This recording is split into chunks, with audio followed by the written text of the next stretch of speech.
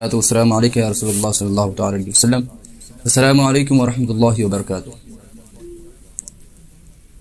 ناظرین و سامعین، جیسا کہ ہم نے پہلے درس میں پڑھا ہے، پہلے درس میں جانا ہے کہ فرشتے کون ہوتے ہیں، تو انشاءاللہ آج کے اس درس میں ہم جانیں گے خدائے تعالیٰ کی کتابوں کے بارے میں۔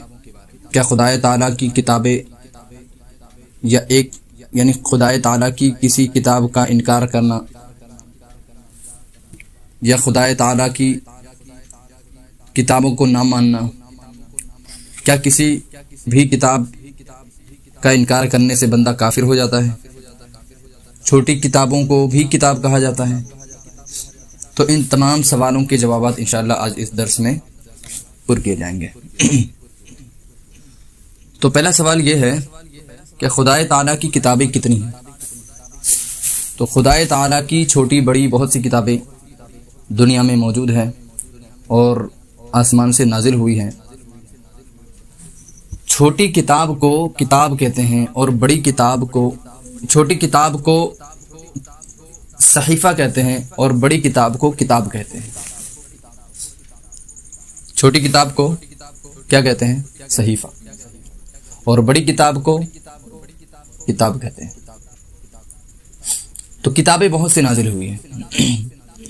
حضرت آدم پر جو نازل ہوئی وہ صحیفے تھے، حضرت داؤد علیہ السلام پر جو نازل ہوئی ہے وہ کتاب تھی۔ کتابوں میں 4 کتابیں بہت مشہور ہیں۔ کتنی کتابیں؟ 4 کتابیں بہت مشہور ہیں۔ اول تو توریت ہے جو حضرت موسیٰ علیہ السلام پر نازل ہوئی۔ کس پر نازل ہوئی؟ موسیٰ ہے۔ زبور جو حضرت داؤد علیہ السلام پر نازل ہوئی، اور سوم ہے انجیل جو حضرت عیسیٰ علیہ السلام پر نازل ہوئی۔ چوتھی کتاب جو ہے وہ ہے قرآن مجید جو ہمارے نبی حضرت محمد مصطفیٰ صلی اللہ علیہ وسلم پر نازل ہوئی۔ تو آج ہم قرآن کے متعلق یعنی کتاب جو اس کے بارے میں ہم موضوع شروع کرے ہیں اسی میں قرآن کے متعلق سوال یہ ہے، کیا پورا قرآن مجید اکٹھا نازل ہوا ہے یا تھوڑا تھوڑا نازل ہوا؟ اس ذہن میں کسی کی بات آ سکتی ہے، پورا قرآن ایک ہی دفعہ نازل ہوا ہے یا تھوڑا تھوڑا نازل ہوا ہے؟ تو جیسا کہ صحیفوں میں لکھا ہے، ضرورت کے مطابق جو ہے قرآن کو تھوڑا تھوڑا اتارا گیا پیارے آقا صلی اللہ علیہ وسلم پر۔ اب رہا سوال یہ، کیا قرآن کی ہر سورت اور ہر آیت پر ایمان لانا ضروری ہے؟ قرآن کی ہر سورت پر اور ہر آیت پر یا ہر حرف پر ایمان لانا ضروری ہے؟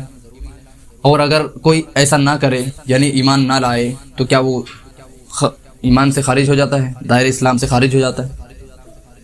تو جیسا کہ ہمیں صحیفوں میں ملا ہے، کتابوں میں قرآن مجید کی ہر سورت اور ہر آیت پر ایمان لانا ضروری ہے، اور اگر ایک آیت کا بھی انکار کر دے، ایک آیت کا بھی انکار کر دے یا ایک حرف کا بھی انکار کر دے تو وہ کافر ہو جاتا ہے، وہ کافر ہو جاتا ہے۔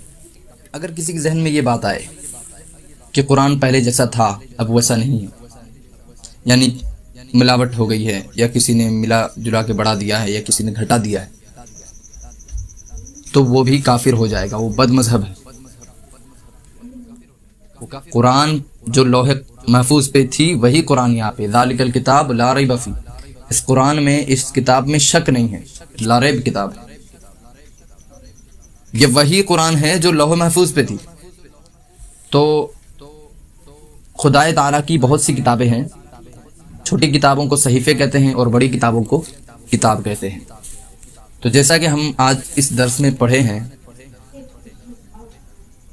حضرت داؤد علیہ السلام، حضرت موسیٰ علیہ السلام پر جو کتابیں نازل ہوئی ہیں وہ کتابیں ہیں، اور جو دیگر انبیاؤں پر نازل ہوئی ہے وہ صحیفے۔ چوتھی جو کتاب ہے وہ قرآن مجید، وہ کتاب جو لا ریب ہے، اس میں کسی کو جو ہے نا شک نہیں ہے، لا ریب فیہ۔ خدا اللہ تعالیٰ خود اپنے قرآن میں، اپنی کتاب میں فرما دیا ہے۔ ہم کسی کتاب کو پڑھنے کے بعد، پورا پڑھنے کے بعد نظریہ بناتے ہیں کہ یہ کتاب میں نے پڑھ لی ہے، میرا یہ ذہن بنا ہے۔ مؤلف یوں لکھتا تالیف یوں ہو جاتی، مصنف یوں لکھتا تصنیف یوں ہو جاتی، لیکن اللہ تعالیٰ فرماتا ہے تم میری کتاب بعد میں پڑھنا، پہلے عقیدہ بناؤ، ذالک الکتاب لا ریب فیہ، اس کتاب میں شک نہیں، اس کتاب میں شک نہیں ہے، لا ریب کتاب۔ تو امید ہے آج کا یہ جو درس ہے، آج کا یہ جو ویڈیو ہے جس میں بتایا گیا کہ قرآن میں شک نہیں ہے اور اللہ کی کتابوں کے بارے میں، یہ آپ کے ذہن نشین ہو گیا ہوگا۔ اگر آپ کو ایسا لگتا ہے کہ اس کے متعلق کوئی سوال کروں یا کوئی ڈاؤٹ ہے، کوئی شک ہے ذہن میں، تو آپ ہم سے جو ہے نا کمنٹ کے ذریعے یا واٹس ایپ کے ذریعے جو ہے نا ہم سے رابطہ کر سکتے ہیں، اور میسج کے ذریعے جو ہے ہمیں اپنا پیغام بھیجیں۔ اللہ تبارک و تعالیٰ سے دعا ہے کہ اللہ تبارک و تعالیٰ بولنے اور سننے سے زیادہ اس پر عمل کرنے کی توفیق عطا فرمائے۔ ہمارا جو اگلا موضوع رہے گا وہ جو ہے نبی اور رسول کے بارے میں رہے گا، چونکہ ایک سوال کسی نے کمنٹ کیا ہے کہ نبی اور رسول میں فرق کیا ہے، تو انشاءاللہ اگلی ویڈیو میں اس کے متعلق بات کی جائے گی۔ اور اگر آپ کو ویڈیو پسند آئی ہے تو لائک کر کے شیئر کریں۔ جزاک اللہ۔